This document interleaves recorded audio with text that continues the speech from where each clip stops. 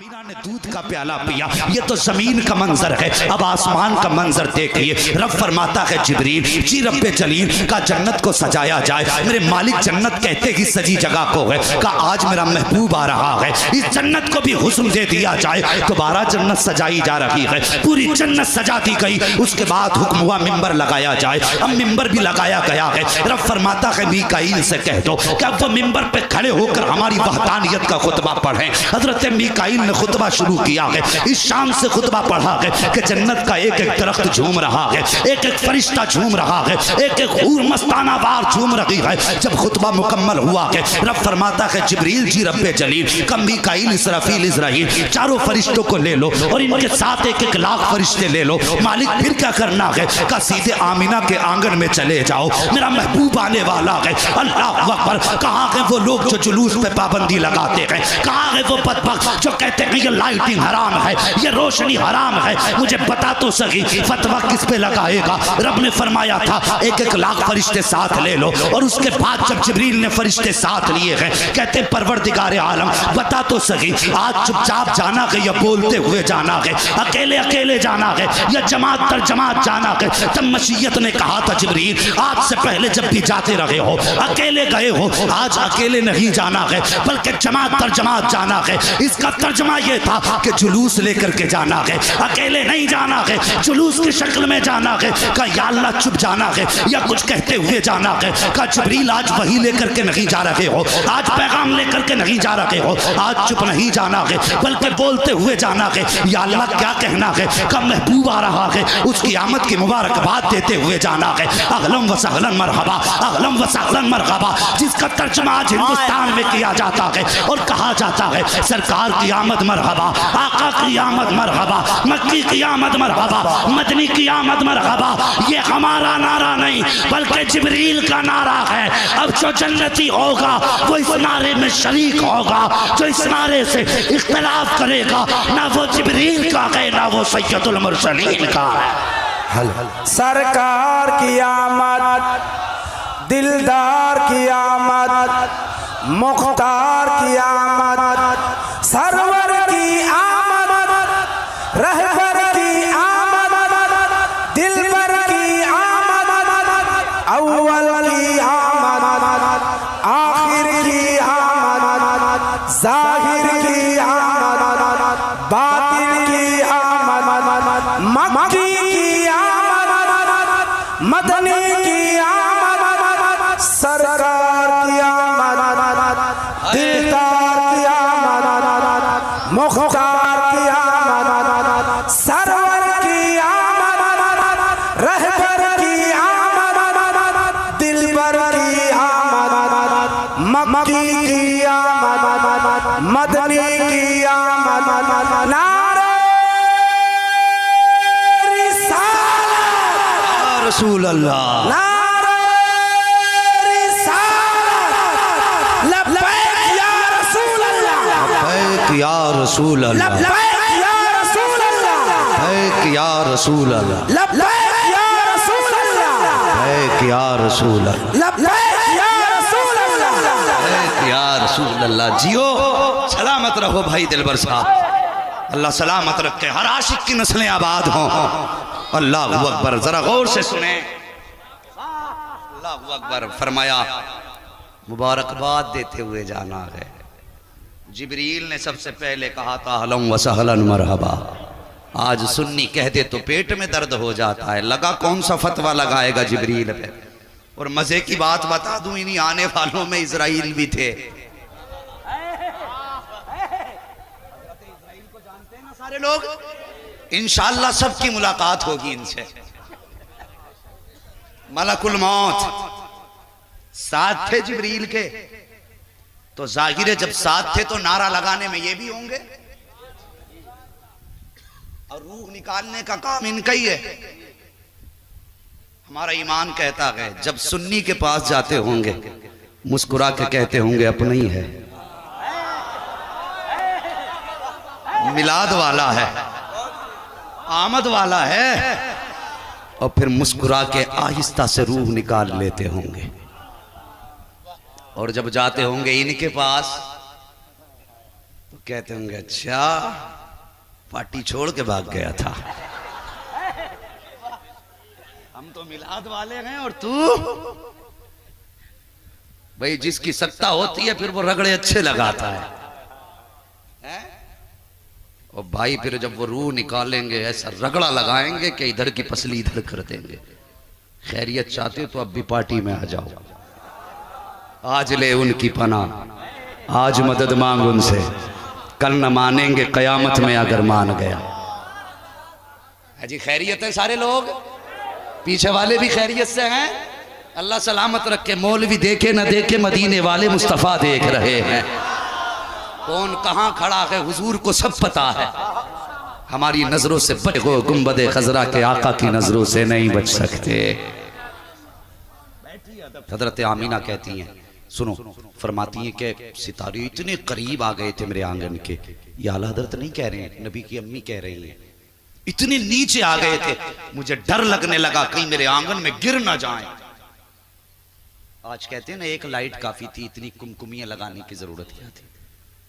चल रब से पूछ, बता मालिक तूने ये सितारे आसमान पे लगाए थे, ये हजारों बरस के फासले पे लटके हुए भी तो दिखाई दे रहे थे, इतने नीचे उतारने की जरूरत क्या थी। मशीयत कहती है अगर आज भी ऊपर ही रहते तो महबूब की आमद की रात में और बाकी रातों में फर्क क्या रह जाता।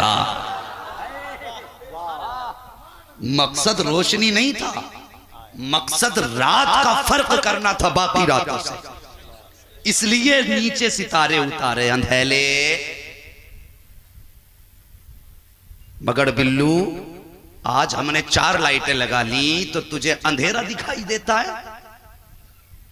हम ये रोशनी के लिए नहीं लगाते, हम ये बाकी रातों से फर्क करने के लिए लगाते हैं, बाकी रातों से फर्क करने के लिए लगाते हैं। अल्लाह अकबर। सुनिए सितारे नीचे हैं। आमीना फरमाती मेरे बिस्तर पे मोती बखेर दिए गए, जन्नती परिंदे आए हैं, मोती लेकर के आए। अल्लाह अकबर। उधर देखो जब जिब्रील, मीकाईल, इसराफील आ रहे हैं, हजरत इजराइल ठहर जाते हैं। रब ने फरमाया इजराइल जी रब्बे जलील तुम क्यों नहीं जा रहे हो? कहते हैं ए मेरे परवरदिगार मेरी ड्यूटी बड़ी सख्त लगाई गई है। मेरी ड्यूटी तो ये है जब किसी की मौत का वक्त आ जाएगा तो मौत अपने वक्त से न एक लम्हा पहले आ सकती है न एक लम्हा बाद में आ सकती है। उलमाए किराम की दुआएं चाहिए जो मैं बात बताने लगा हूँ। फरमाते हैं या अल्लाह अगर मेरी ड्यूटी जो लगाई है इतनी सख्त है कि मुझे लोगों की रूहें निकालनी है, ए मेरे परवरदिगार आज भी कितने बच्चों को यतीम करना है, आज कितनी माओं को बेवा बनाना है, आज कितने बूढ़े लोगों के बुढ़ापे का सहारा लेना है, ए मेरे परवरदिगार आज कितनी औरतों की मांग का सुहाग लेना है। मेरे मालिक अगर मैं भी चला गया मेरी ड्यूटी का क्या होगा? या अल्लाह मेरी ड्यूटी बड़ी सख्त है। जब इतनी बात इजराइल ने कही है, मशीयत ने कहा था ए इजराइल जब तुम किसी के घर से चिराग बुझाओगे उसके घर का तो यकीनन उसके घर के लोग रोएंगे। अगर किसी माँ का लाल लेकर के आओगे तो माँ की आंख में आंसू आएंगे। जब किसी बूढ़े की बुढ़ापे की लाठी लाओगे तो बूढ़ा भी रोएगा। ए मलाकुल मौत आज हमारे महबूब की आमद होने वाली है। हम ये चाहते हैं कि महबूब की आमद की खुशी में किसी घर से भी रोने की आवाज नहीं आनी चाहिए, किसी आंख से आंसू नहीं बहना चाहिए। इसलिए हम ये चाहते हैं ए मलाकुल मौत आज महबूब की आमद की खुशी में हमने मरने वालों को जिंदगी की खैरात दे दी है और चाह हमने आज तेरी भी छुट्टी फरमा दी है। अल्लाह अकबर। पूछो उलमा से जिस रात मेरे नबी जलवागर हुए। अल्लाह अकबर। अब जो छुट्टी ना करे समझ लेना किस पार्टी का है, और जो छुट्टी करे समझ लेना वो किसकी पार्टी का है। समझ रहे हैं ना आप मेरी? आगे बढ़िए, मेरे राहे तलब को आसमां के पार जाना है, बस आगे बढ़िए। अल्लाह अकबर। फरमाती हैं कि फिर फरमाती मैंने दूध का प्याला पिया। ये लोग इसी बात पे आज तक झगड़ा कर रहे हैं, नूर हैं कि बशर हैं, नूर हैं कि बशर हैं। नबी की माँ कहती फखराजा मिन्नी नूर, मेरे जिस्म से नूर निकला। इमाम अहमद रजा ने नूर कहा तो पेट में दर्द हो गया। नबी की अम्मी ने इनसे पहले नूर कहा है, कहती फखराजा मिन्नी नूर, मेरे जिस्म से नूर निकला। अल्लाह अकबर। फरमाती मेरे बेटे की विलादत हो गई। फरमाती लम्मा वदातहू, फरमाती जब मेरा बेटा पैदा हो गया, आ हुजूर की शान देख, अब विलादत देख मेरे हुजूर की। फरमाती जब मेरे बेटे की विलादत हुई, हर माँ की ख्वाहिश होती है कि अपने बच्चे का चेहरा देखूं, इसकी आंख कैसी है, इसकी नाक कैसी है, इसके लबो रुखसार कैसे हैं, मैं अपने बच्चे को देख के अपना कलेजा ठंडा करूं। फरमाती जब मेरा बेटा पैदा हुआ, मेरे दिल में भी ख्याल आया, आमीना सबसे पहले अपने बेटे को देख कैसा है, आओ सुन्नियों मुकद्दर पे नाज करो, खुदा ने तुम्हें और मुझे बरेलवी बनाया है, मुस्तफ़ा की विलादत का जश्न मनाने वाला बनाया है। गौर करो, नबी की अम्मी फरमाती हैं, आमीना सबसे पहले अपने बेटे को देख कैसा है, आओ सुन्नियों मुकद्दर पे नाज करो, खुदा ने तुम्हें और मुझे बरेलवी बनाया है, मुस्तफ़ा की विलादत का जश्न मनाने वाला बनाया है। गौर करो, नबी की अम्मी फरमाती हैं, लम्मा वदातहू काना मकहूलन, फरमाती हैं जब पहली नजर बेटे के चेहरे पे पड़ी है, क्या देखती हूँ, मेरे लाल की आंखों में सुरमा लगा हुआ है, मकहूलन आंख में सुरमा लगा हुआ है, मदहूनन बालों में तेल लगा हुआ है, मगसूलन गुस्ल करके आ रहे हैं, मखतूनन खतना शुदा पैदा हो रहे हैं, मकसूरन नाक कटा हुआ है। फरमाती हैं मुअत्तरन ऐसी खुशबू आ रही थी कि पूरा मक्का महकने लग गया था। काना साजिदा मेरा लाल आता है, आते ही सजदे में सर रख देता है। फरमाती मैंने बेटे को देखा, मेरे लाल के ऊपर कपड़ा पड़ गया है, एक रिवायत के मुताबिक उस कपड़े का रंग हरा था, दूसरी रिवायत के मुताबिक उस कपड़े का रंग सफेद था। फरमाती सजदे में बेटा है, मैंने देखा मेरे लाल के होठ हिल रहे हैं, और होठ भी कौन से, जिनके बारे में बरेली के इमाम ने कहा है, पतली पतली गुले कुछ की पत्तियां, उन लबों की नजाकत पे लाखों सलाम। फरमाती है मैंने देखा मेरे लाल के होठ हिल रहे हैं, मैंने कान लगा के सुना तो क्या कह रहा था। फरमाती है उसके होठ हिल रहे थे और कह रहा था रब्बे हबली उम्मती, रब्बे हबली उम्मती। तभी तो जमील कादरी ने कहा था रब्बे हबली उम्मती, कहते हुए पैदा हुए रब ने फरमाया कि बख्शा अस्सलातो वस्सलाम। नारे तकबीर, नारे रिसालत, आमदे मुस्तफा, फैजाने हुजूर मीरा शाह। नारे तकबीर, नारे रिसालत। वाह सुभान अल्लाह, अल्लाहु अकबर। खैरियत है? देख इसे कहते हैं मुस्तफा का मिलाद। फतवा किस पे लगागा। और अगली बात कहते कहते हुजूर को, हुजूर माज़अल्लाह कहते हैं इनको नबुव्वती 40 साल के बाद मिली। मुझे बताइए, अगर आपका कहना हम माने बिलफर्ज, अगर हम ये कहते हैं कि हुजूर को नबुव्वत 40 साल के बाद मिली, तो लोमड़े मुझे बता, जो पैदा होने के बाद रब्बे हबली उम्मती कह रहे थे, इसका मतलब क्या था? हाँ बताना। जो पैदा होने के बाद हुजूर कह रहे थे रब्बे हबली उम्मती, इसका क्या मतलब था? इसका मतलब या अल्लाह मेरी उम्मत मेरे हवाले फरमा दे, यही तो है ना। जब उम्मत है तो हुजूर जानते हैं ना मैं नबी हूं, मेरी कोई उम्मत है। और रब्बे हबली उम्मती का भी मतलब समझिए आप, हुजूर ने क्या मांगा जानते हो? हुजूर ये भी जानते हैं कि उम्मत है, और इससे भी बड़ी बात हुजूर जानते थे उम्मत होगी, वो जिएगी, अच्छे बुरे अमल करेगी, इंतकाल होगा, फिर उठेगी, फिर मैदान कयामत में लाई जाएगी। ये कब जानते हैं? जब पैदा हुए। सुनिए, जो कहते इल्म गैब नहीं है हुजूर को, ये कब की बात है? पैदा हुए और ये जानते मेरी उम्मत होगी। गोया कह रहे थे या अल्लाह मेरी उम्मत होगी, क़यामत का दिन होगा, तू हिसाब लेगा, मेरे मालिक उनमें अच्छे भी होंगे, उसमें गुनाहगार भी होंगे। या अल्लाह जो अच्छे होंगे वो तो हिसाब दे के गुजर जाएंगे, मगर मेरे मालिक उसमें कुछ पापी भी होंगे, कुछ खाती भी होंगे। या अल्लाह अगर तू उनका हिसाब लेगा, मेरे पापी उम्मती तेरी बारगाह में खड़े नहीं हो पाएंगे। या अल्लाह तेरे गज़ब का मुकाबला कैसे करेंगे? मेरे मालिक क़यामत के दिन मेरी उम्मत का हिसाब भी मेरे हवाले कर देना, मेरी उम्मत भी मेरे हवाले कर देना। या अल्लाह मैं अपनी उम्मत का हिसाब खुद ले लूंगा। जब ये बात मुस्तफ़ा कह रहे थे पैदा होने के बाद, तब मशीयत ने कहा था महबूब दिल थोड़ा न कर, उदास न हो, क़यामत के दिन उम्मत भी तेरे हवाले होगी, जन्नत भी तेरे हवाले होगी। इशारा करना तेरा काम, जन्नत तेरा मेरा काम। अल्लाहु अकबर। तभी जमील कादरी ने कहा था रब्बे हबली उम्मती, कहते हुए पैदा हुए, अरे रब ने फरमाया कि बख्शा सलातो व सलाम। और आगे बढ़े, जरा सुन मेरे हुजूर की जिंदगी देख, फिर मैं कहूंगा और तुम पर मेरे आका की इनायत न सही। अरे नजदी और कलमा पढ़ाने का भी एहसान गया।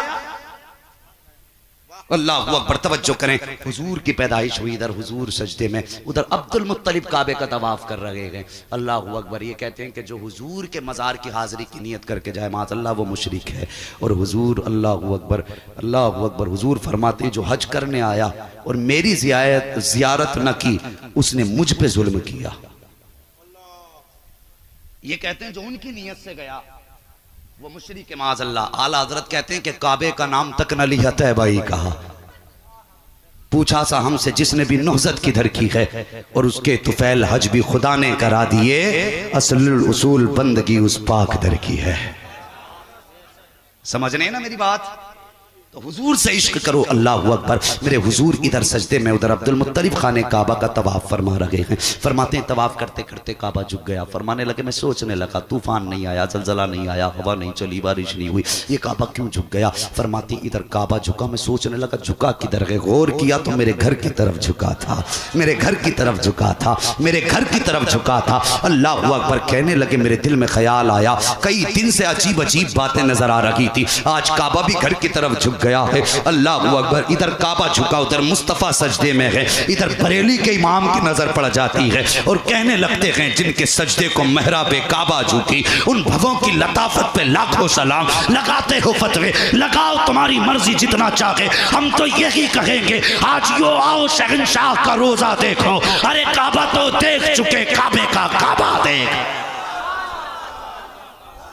अल्लाहु अकबर।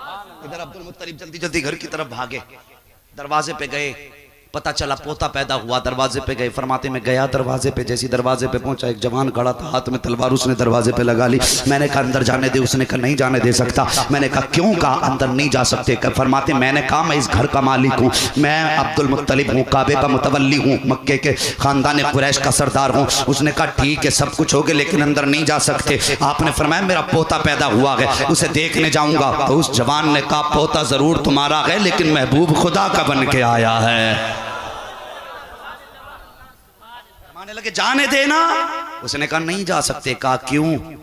तो वो फरिश्ता कहने लगा सुनो बात ये है, रब ये चाहता है तुम्हारे पोते की जियारत के लिए फरिश्ते आ रहे हैं जा रहे हैं, उसकी मर्जी ये है कि पहले अर्श वाले देखेंगे इसका जलवा, फिर फर्श वाले देखेंगे। समझ रहे हैं? ये मेरे हुजूर की विलादत है, ये मेरे हुजूर की विलादत है। बातें तो बहुत सारी हैं, इंशाअल्लाह कभी ज़िंदगी रहेगी तो बाकी बातों पे फिर हुजूर की शान के मुताबिक गुफ्तगू होगी। बस सच तो ये है कि ज़िंदगी ख़त्म हुई और कलम सूख गए, तेरे औसाफ का एक बाप भी पूरा ना हुआ। और जवानों यहाँ के बैठे हो, मैं तुम्हारा मेहमान हूँ, बड़ों का बड़ा, बड़ों का छोटा हूँ, छोटों का बड़ा हूँ और बराबर वालों का साथी हूँ। बस एक गुजारिश तुमसे है, हुजूर आए तो बेटियाँ मुस्कुराने लगीं, हुजूर आए तो माएँ मुस्कुराने लगीं, हुजूर आए तो बहनें मुस्कुराने लगी, हुजूर आए तो माँ बाप मुस्कुराने लगे। अल्लाह अकबर। ये मिलाद ही का तो सदका है जो तेरे घर के अंदर बहनों की मुस्कुराहट है, ये मिलाद ही का तो सदका है जो घरों के अंदर माँ बाप की हंसियाँ गूंज रही हैं। अगर कसम खुदा की मुस्तफ़ा ना होते, हम तो इतने गए गुजरे थे, अपनी माँ को बाजार में बेच दिया करते थे, हम तो इतने गए गुजरे थे, बाप को गुलाम बना के अपने घरों में रखा करते थे। हम वही तो थे जो बेटियों को जिंदा दरगोर कर दिया करते थे। खुदा की कसम मक्के में मदीने वाले आका क्या आए हैं, वो कौम जो बेटों बच्चियों को जिंदा दफन करती थी, अब वो चलती है तो पैर जमीन पे संभाल के रखती है, कहीं चूटियां पैर के नीचे न दब जाएं। ये इनकलाब किसकी वजह से आया? आमीना के लाल की वजह से आया है। जाओ अपने घर जाकर के ये पैगाम देना कि एक मुरादाबाद का दीवाना आया था और कह के गया था आज जो बेटियों को वकार मिला है ये मुस्तफ़ा के कदमों की खैरात में मिला है, मुस्तफ़ा के सदक़े में मिला है। मुझे बताइए तो सही, जिस उम्मत के लिए मेरे मुस्तफ़ा आंसू बहाते रहे। उस दौर में हुजूर ने अपनी बेटी को जिगर का टुकड़ा कहा था, जिस दौर में बेटियों को कत्ल करने पे लोग फख्र करते थे, तुम्हें इज्जत बख्शी मेरे मुस्तफ़ा ने। आज जब तुम स्कूल जाया करती हो, ट्यूशन पढ़ने जाया करती हो, तो बाप की आबरू को भी नीलाम कर रही हो, इस्लाम की भी धज्जियां उड़ा रही हो। तुम्हें बताओ तो सही, तुम्हारी तो कोई औकात तक न थी। आज जो तुम्हें माशरे में इज्जत मिली है, ये मुस्तफ़ा के दीन का सदका है, ये मजहब इस्लाम का सदका है। जब तू ट्यूशन के लिए नंगे सर जाती है, फिर तुझे आमिना का लाल याद क्यों नहीं आता है, फातिमा ज़हरा के बाबा की याद क्यों नहीं आती है। जब तू नंगे सर जा करके बॉयफ्रेंड बनाने के बाद इस्लाम की इज्जत को तार तार करती है, तब तुझे मुस्तफ़ा की याद क्यों नहीं आती है। तू क्या समझती है इस्लाम को तेरी जरूरत है? नहीं, पैदा करने वाले की कसम, इस्लाम को तेरी जरूरत नहीं है, बल्कि बचने के लिए तुझे इस्लाम की जरूरत है। तुझे इस्लाम की जरूरत है। अगर दोज़ख की आग से बचना चाहती है तो आ इस्लाम के दामन में आ जा। अगर अपने आप को बचाना चाहती है तो मुस्तफ़ा के अहकाम के दामन में आ जा।